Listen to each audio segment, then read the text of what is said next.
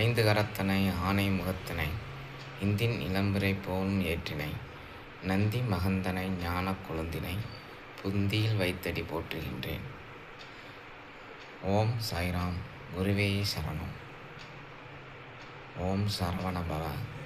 ஓம் சக்தி பராசக்தி. வணக்கம் நண்பர்களே. இன்று சாய்பாபாவோட அடியேன் என்ன பேச போகிறேன் அப்படின்னா,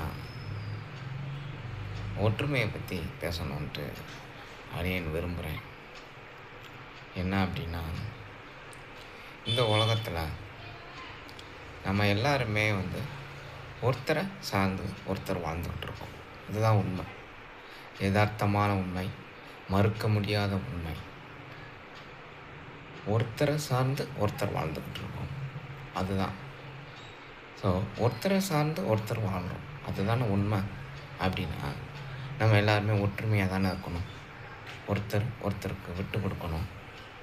ஒருத்தர் கோபமாக இருக்கும்போது ஒருத்தர் தன்மையாக போகணும்.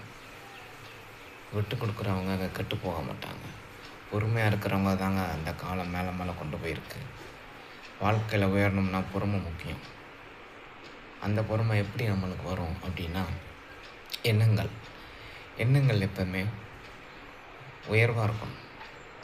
நம்ம எண்ணங்கள் இருக்கு பார்த்திங்களா, அது எப்போயுமே உயர்வாக இருந்துச்சுன்னு வச்சுங்களேன், புரிதல் இருக்கும், சகிப்புத்தன்மை இருக்கும், பொறுமை இருக்கும். எண்ணங்கள் எப்படி உயர்வாக ஆகும்? எப்படி எண்ணங்கள் உயர்வாகணும் அப்படின்னா, நாம் எல்லாம் இல்லை இறைவன்கிட்டருந்து தாங்க அந்த எண்ணம் நல்லெண்ணம் வரும். இறைவன் நோக்கி டெய்லி போங்க எல்லோரும். டெய்லி உங்களுக்கு இஷ்ட தெய்வம் யாராவது, உங்கள் இஷ்ட தெய்வத்தை டெய்லி பார்த்துட்டு உங்கள் அன்றாட கடமையை செய்யுங்க. உங்கள் எண்ணம் உயர்வாகும். உங்கள் எண்ணம் நல்ல எண்ணங்களாக இருக்கும். நல்ல எண்ணம் இருக்கும்போது ஒருத்தருக்கு ஒருத்தர் ஒற்றுமையாக இருக்கும், சகிப்புத்தன்மை இருக்கும், பொறுமை இருக்கும்.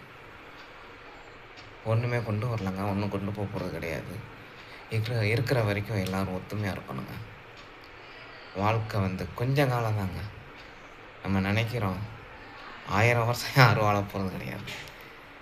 அடுத்த நிமிஷம் என்ன நடக்கணும் இந்த உலகத்தில் எதுவுமே தெரியாது. அப்படி இருக்கும்போது அடியேனும் ஒரு காலத்தில் கோபப்பட்டவன், ஒரு காலத்தில் சரியில்லாத எண்ணம் கொண்டவன் தான் இல்லைங்களா? இன்றைக்கி பேசுகிற ஒரு வாய்ப்பை இறைவன் கொடுத்துருக்காரு. அடியேனும் ஒரு காலத்தில் அதிகமாக கோவப்படுவேன், அதிகமாக ஆசைப்பட்டேன், தேவையில்லாத கெட்ட சிந்தனைகளும் உள்ள வேண்டாம் நான் ஒரு காலத்தில். ஆனால் இன்றைக்கி எல்லாம் உள்ள இறைவன் என்னையை பக்குவப்படுத்தி என் மூலம் நிறைய விஷயங்களை மக்களுக்கு சொல்லிக்கிட்டு இருக்கார். என் மூலம் அவர் சொல்கிறார், நான் ஒன்றுமே கிடையாது. நாங்கிற ஒரு எண்ணம் ஒரு ஆன்மீகவாதிக்கு வரக்கூடாது, வராது.